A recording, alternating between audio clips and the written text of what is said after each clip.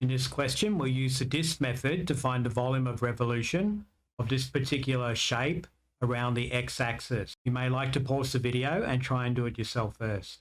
Let's look at a solution. The region shaded in the diagram is enclosed by the curve and the straight lines x equals 1, x equals 3, and y equals 0.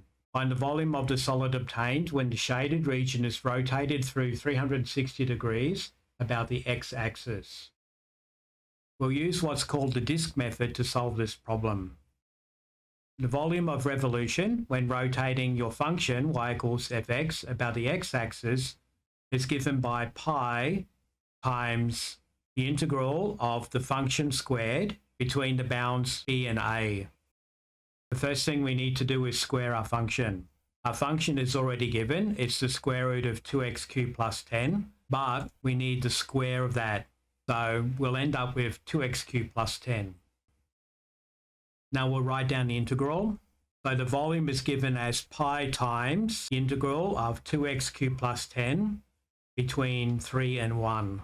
Now we'll evaluate the integral. This integral will give us the volume. So the first thing to do is integrate the 2x cubed.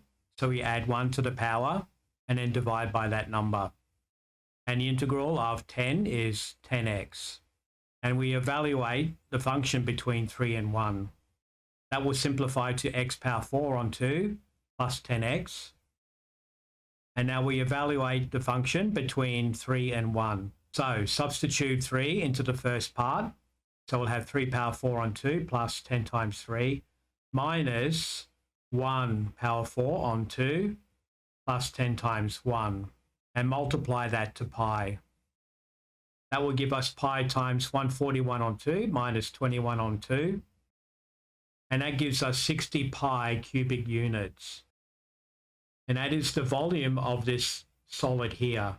That is our curve, y equals the square root of 2x cubed plus 10, after it's been rotated around the x-axis. Thanks for watching.